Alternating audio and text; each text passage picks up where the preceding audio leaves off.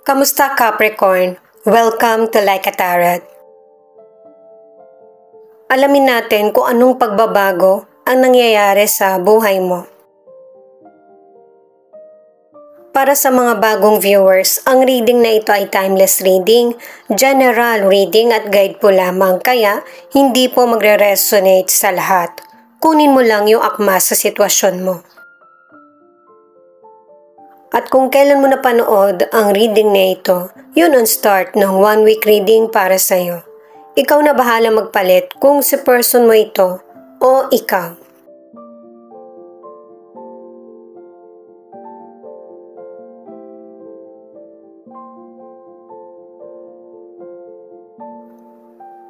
Merong landas kang tatahakin na kailangan mong sundin. Kasi kung ano yung nakatadhana sa iyo, nasaan ka man ng parte ng buhay mo. Kung para sa iyo, ibibigay iyon. Kung hindi mo mapagdesisyonan ngayon, sa ibang parte naman ng buhay mo ito darating. Nakaka-attract ka ng mga kailangan mo sa journey na tinatahak mo kaya hindi mo kailangan pilitin yung situation. May mga sitwasyon sa buhay mo na hindi nagtutuloy-tuloy yung daloy kasi merong takot na nasa isip or pakiramdam. Ang best solution para sa iyo ay iwan yung toxic na sitwasyon or person. Para makakasunod ka sa daloy ng buhay mo, walang magiging delay. At saka, sa mga pintuan, kapag hindi nakabukas, ibig sabihin hindi ka welcome. Ganon din sa sitwasyon sa buhay mo. Huwag mong ubusin yung energy mo sa mga taong hindi nagpapahalaga sa iyo. Kasi ang deserve mo ay better at happier na sitwasyon. At saka pag pinilit mo yung sarili mo sa sitwasyon, yung pangalawang pintuan nakasara, diba? Nung nagbukas na madilim pa din. E di dun ka na lang sa unang pintuan na sa umpisa ng buhay mo mas maliwanag pa. At mas napapakita pa sa'yo ng universe yung tamang direksyon ng buhay mo kasi may ilaw yung unang pintuan. Ginaguide ka. At saka, mas tingnan mo din yung makakabote para sa iyo. Justice, the Tower, at Knight of Cups. Yung mga goals na gusto mong ma-achieve sa buhay ay makakamit mo. Yon yung hustisya na ibibigay ng universe sa iyo kaya huwag kang magtaka kung bakit merong mga pagbabagong nangyayari sa buhay mo na yung mga nakasanayan mo na hindi nakakatulong o nakakabuti sa chapter ng buhay mo ay kailangan ng maalis or hindi na maging parte sa mga susunod pang chapter na tatahakin mo. Yung mga bagong darating sa buhay mo ang mas lalong magpapa-advance sa feelings, sa kaalaman, sa pangunawa, sa karir mo man ito, sa negosyo, or sa love life. Yung mga nangyari sa'yo sa nakaraan, hindi naman yan totally na nakasama sa iyo. Pero nakatulong yan para mas mahubog pa yung sarili mo at maihanda sa next chapter. Sa career, kailangan mong balansehin yung oras sa sarili, sa family, at saka sa trabaho or negosyo. At pinapaalala ng mga cards na mas importante yung oras mo sa pamilya at sa sarili. At para hindi ka rin ma-stress sa trabaho mo or negosyo. At saka yung pagpapahinga mo, yan yung makakatulong na para magkaroon ka ng fresh idea at saka yung regalo mo sa katawan mo dahil sa pagpupursige. Kapag nakapagpahinga, mas lalo kang may energize at saka gaganahan sa trabaho mo. Sa mga single, kung yung dati mong person ay nagkaroon na ng partner or ikinasal na siya, ganun din ang mangyayari sa iyo. Makakahanap ka ng para sa iyo. Huwag kang mag-isip ng kalungkutan. I-enjoy mo yung pagiging single mo. At darating yung time na meron kang person na makikilala na magiging interesado ka, pero hindi mo agad sasabihin yung feelings mo. Kasi gusto mong makasigurado na hindi mo masasaktan yung potential person, na sure ka na siya yung mahal mo at hindi yung nakaraan. Sa mga nasa relationship, merong hindi magandang sitwasyon sa relasyon nyo, kaya nagkakaroon ng changes ang relasyon. Ito yung message ng person mo sa iyo. Maybe ang ilan sa inyo, sinisikap mong malaman kung nasa na ba yung person mo. Pwedeng sa social media or kinabitan mo na siya ng GPS. Kasi ang tingin mo, inuutakan ka ng person mo. May mga hindi ka alam sa kanya. Kumbaga, nililin lang kanya. Nagsisinungaling siya para hindi mo siya mahanap. At yung person mo, ang gusto niya, yung maging malaya siya. Magkaroon man kayo ng relasyon or matapos man ito. Kailangan ng justice at changes dahil nga ito yung nangyayari sa relationship nyo. Ang gusto ng person mo, nakadalawang cards na malaya siya sa mga gusto niyang gawin or desisyon. Marami ka ring nalalaman kasi gamit yung social media account mula sa ibang tao. May mga naitatanong mo na nagkakaroon ng kasagutan, meron naman na biglaan na lang dumarating sa'yo yung ebidensya na kahit hindi mo naman hinahanap. Sa mga nasa relationship, kung ano yung naging trato mo sa person mo, yun din yung magiging kapalaran mo. Kaya kung mabuti, mabuti din ang balik. Lalo na't ang ilan sa inyo, natuklasan mo na meron pang ibang karelasyon yung person mo. At kailangan nyo itong pag-usapan ng person mo kung ano talaga yung patutunguhan ng relasyon. Hindi pwedeng paaasahin ka lang. The Sun, 10 of Pentacles at 8 of Wands. Nakadalawang cards ka na para sa clarity na yung mga katanungan mo at saka yung paghihirap mo ay meron ng kasagutan. 3 cards ito ang nagsasabi na meron kang tagumpay na makakamit kasi yun yung hustisya para sa iyo. Sa financial, itong 3 cards na ito ang nagsasabi na yung problem mo sa financial, lalo na kung meron kang utang, mababayaran mo na. Bukod sa kita na pinaghirapan mo, meron pang mga unexpected na financial na darating. Pwedeng merong magbabayad sa iyo ng utang o kaya merong oportunidad na mas lalo magpapadagdag ng kita mo. Itong oportunidad na dumarating sa iyo, binibigyan ka rin ng warning na kung gaano kabilis dumating yung magandang kita, ganun din yung pagkawala. Kaya, kapag dumating na yung magandang pagkakataon sa iyo, huwag yung basta-basta gastos lang. Kailangan nagsisave ka ng para sa future. At saka, huwag pa-apekto sa emosyon or naririnig.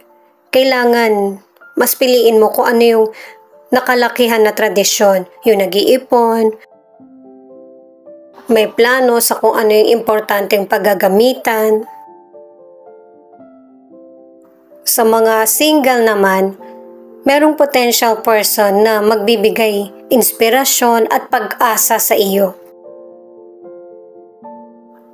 Single ka man or nasa relationship, yung person na karelasyon mo or makikilala, magtatagal yung relasyon nyo. Kasi ito yung person na pareho kayo ng pananaw sa buhay at saka magkakasundo kayo. At saka sa mga single, magkakaroon ng challenge ang connection yung dalawa ng potential person. Kaya, importante kung ano yung totoong feelings mo, kung ano yung dapat mong sundin. Ang ilan naman na nasa relationship, kasi hindi naman kayo formal na nagkahiwalay ng person mo pero may bago ka pang makikilala. Sa kanya mo mararanasan yung totoong pagmamahal at yung committed na relasyon. Kasi ang ilan sa inyo, yung nauna mong karelasyon, hindi talaga siya nagseseryoso at siya mismo yung nagloloko sa relationship nyo. At ang message ng person mo, parang nagayuma siya ng pagmamahal mo. Kung gaano ka ka-concern, gusto niya yung paraan mo ng pagmamahal. At ang gusto niya, magsama na kayong dalawa. Itinatakas ka niya rito, ibig sabihin gusto niya siya yung piliin mo. At mukhang alam nung person kung ano talaga yung nangyari sa relationship mo, kung bakit hindi ito nag-work. Kasi nga, meron ngang person na nanlinlang or nag-cheat sa relationship. At pareho na kayong may kanya-kanyang karelasyon. At mas feeling mo na kahit ikaw lang mag-isa, at wala na yung person na nagpapahirap sa'yo, mas secure ang buhay mo at saka mas lalo kang naging confident at attractive sa kapwa. Ang ilan kasi sa inyo sa nakaraang relasyon, nagkahiwalay, ang iba naman, hindi na nagparamdam yung person mo. Magparamdam man siya, hindi maganda yung connection yung dalawa. At base sa mga cards, mas nagiging happy ka sa sitwasyon mo ngayon. Dahil sa bago na yung kakoneksyon mo. Single ka man or nasa relationship. At saka, magkakaroon ka rin ng baby sa bagong makakarelasyon. Mag-ingat yung mga single at nasa relationship kung hindi ready. Two of Cups, the Wheel of Fortune at Five of Pentacles. Itong mga cards na ito ang nagsasabi na merong happy ending ang buhay mo at saka papabor sa'yo yung kapalaran. Naka-4 na cards ka na. At saka huwag ka rin paapekto sa kung ano yung mga nangyayaring negatibo sa buhay mo kasi lilipas ito at magkakaroon ka rin ng positibong solusyon. At saka pinapakita rin dito sa cards mo na matyaga ka. Kahit na gaano kahirap yung situation, titiisin mo ito. Kasi gusto mo munang makita kung ano yung reaksyon ng iba, kung ano yung feelings ng iba. Kapag ka nalaman mo na, dun ka lang bumibitaw. At yung pagbitaw mo sa negative na situation or unhappy na situation, makipag-iwalay ka man o ipagpatuloy ang relasyon, dun ka pa mas nagkakaroon ng positive na outcome. Sa kalusugan, ang ilan sa inyo, pareho kayo ng person mo na merong good health. Ang ilan naman nagkaroon ng health problem. Nag-suffer ka talaga dito pero makaka-recover ka rin soon. Sa mga susunod na buwan, hindi pa to nangyayari para sa ilan na magkakaroon ka ng health issues. Yon ay dahil sa stress. Kaya hanggat maaari habang healthy ka pa, umiwas na sa stress. Iwasan na masyadong mag-worry. Kasi kung ano man yung problems mo base sa mga cards ay temporary lang. Sa mga single, matutunan mong pahalagahan ng sarili kasi yung dawan, 3 cards na yung nagsasabi na darating sa iyo. Kaya ipagpatuloy mo lang na i-enjoy yung pagiging single mo.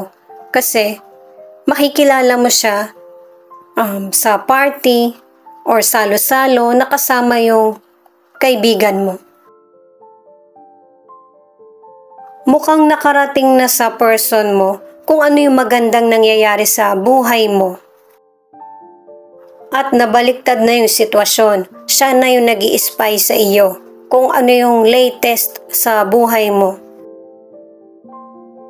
Pero magandang pagkakataon na ito para sa inyo ng nakaraan mong nakarelasyon na para tapusin na yung relationship nyo na hindi nag-work. At ito yung magiging daan na para hindi ka na makakonect dito sa person na ito, ibablock mo na siya. Pero pipilitin pa rin ng person na makausap ka. Kasi ngayon lang niya na-realize yung halaga mo. Kung kailan wala ka ng atensyon or pagmamahal sa kanya. Yung mga alaala mo na lang ang naiwan dito sa person na ito. Kasi happy ka na sa nangyayari sa buhay mo ngayon. May karelasyon ka man or wala.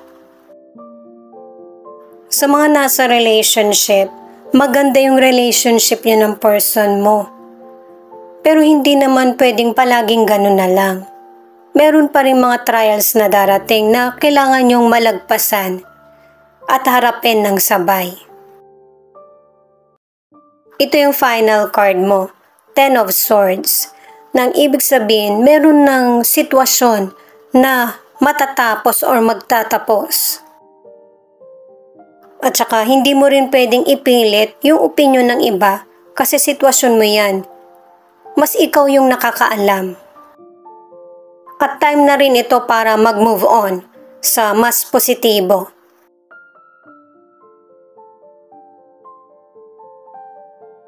Itong Nine of Wands ang nagsasabi na kailangan mong protektahan yung sarili mo, yung feelings mo at saka yung sitwasyon, lalo na kung ang gusto mong mangyari ay yung magkaroon ng kapayapaan sa relasyon or sa kapwa.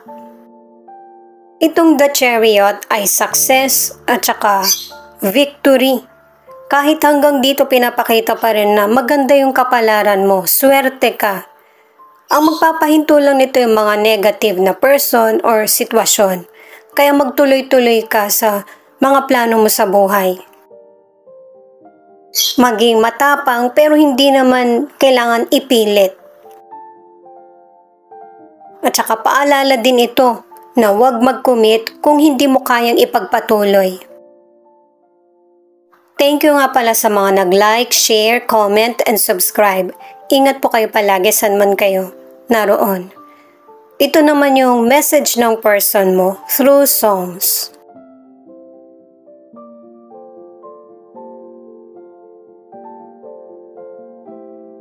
Di lang ikaw. Pakinggan nyo na lang ito dito sa YouTube.